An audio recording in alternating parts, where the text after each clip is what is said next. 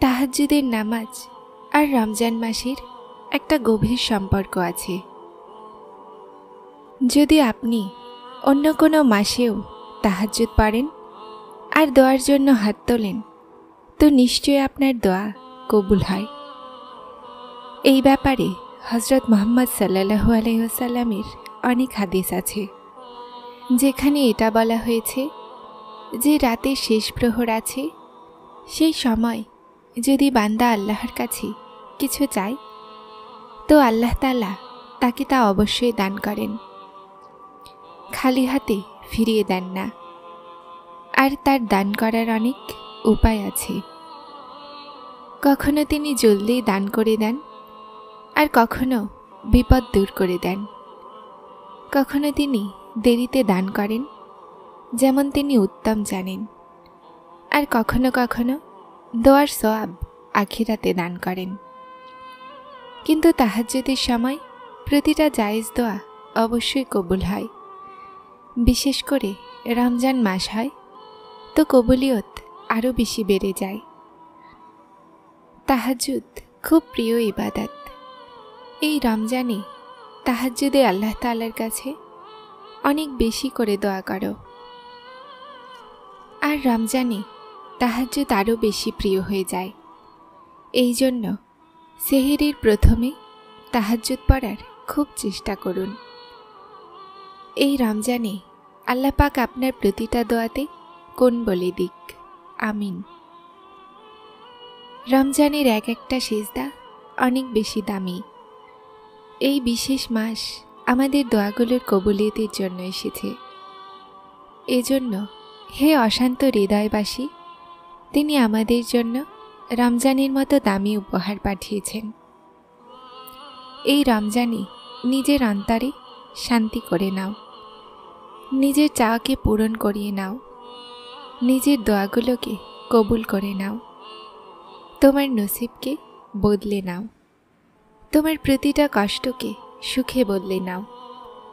এখন জুড়ে যাবে ভাঙা হৃদয়, এখন ঠিক হয়ে যাবে সবার তকদির, এখন রুহ শান্তি পাবে, এখন ভাঙা সত্তা জুড়ে যাবে, এখন কান্নারত চোখগুলো সবর পাবে, কারণ রমজান এসে গেছে।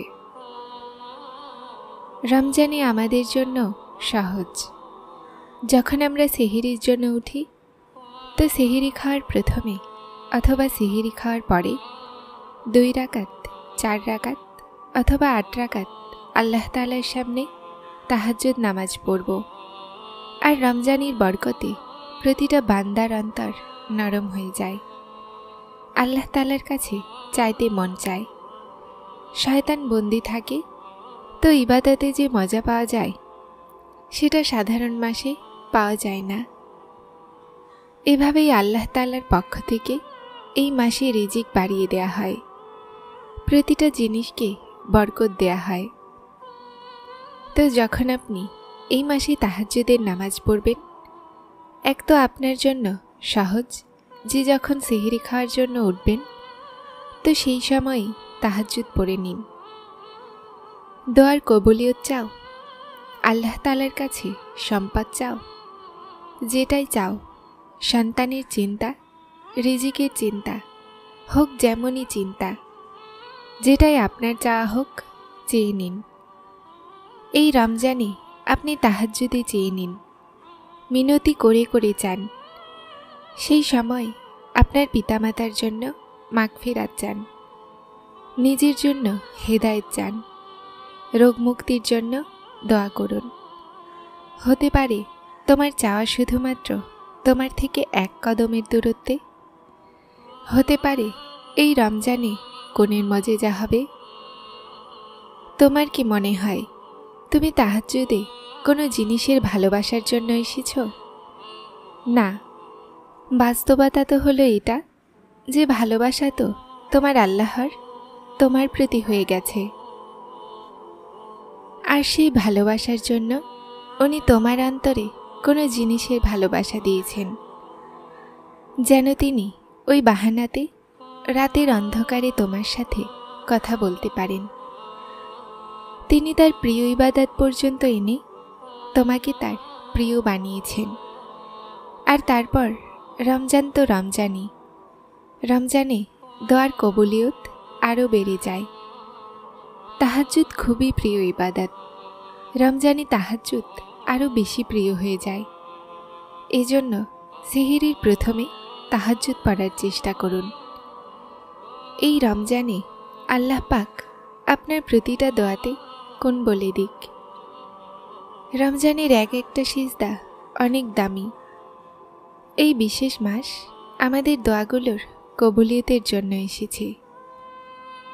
যে মানুষেরা দিনরাত দোয়া করছে কিন্তু তাও তাদের দোয়া কবুল হচ্ছে না, যারা সন্তানের জন্য চিন্তিত, যারা রিজিক আর বরকতের জন্য চিন্তিত, সফলতার জন্য চিন্তিত, হোক যেমনই চিন্তা, তাদের জন্য রমজান একটা খুব সুন্দর উপহার। এই রমজানুল মোবারকে নিজের জন্য দোয়া করুন।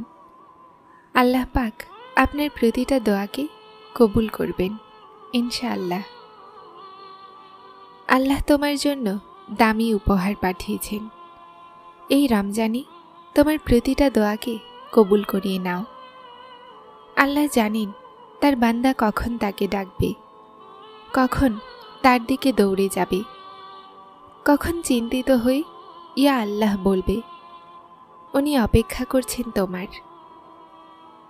কখনো শুনেছ এমন ভালোবাসা যে ফজরের একটু আগে প্রথম আসমানে নেমে আসেন, ডাকতে থাকেন দোয়া কবুল করার জন্য।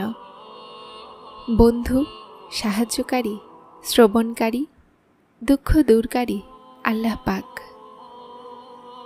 ফরজ নামাজের পর তাহাজ্জুদ সেই বিশেষ নামাজ যা আল্লাহর থেকে কোন বালানোর ক্ষমতা রাখে। যখন তুমি তোমার ঘুম কুরবানি করে তার সাথে সাক্ষাৎ করার জন্য দাঁড়িয়ে যাও, তো তিনি তোমার প্রথমে সাক্ষাতের সেই জায়গায় মজুদ হয়ে যান আর ফেরেশতাদেরকে হুকুম দেন যে শুকরিয়ার ফলের ব্যবস্থা করো, তৈরি রাখো কোন ফায়াকুনের পুরস্কার। তার ফেরেশতারা বলে, ইয়া আল্লাহ, আজ এমন কোন মেহমান এসেছে।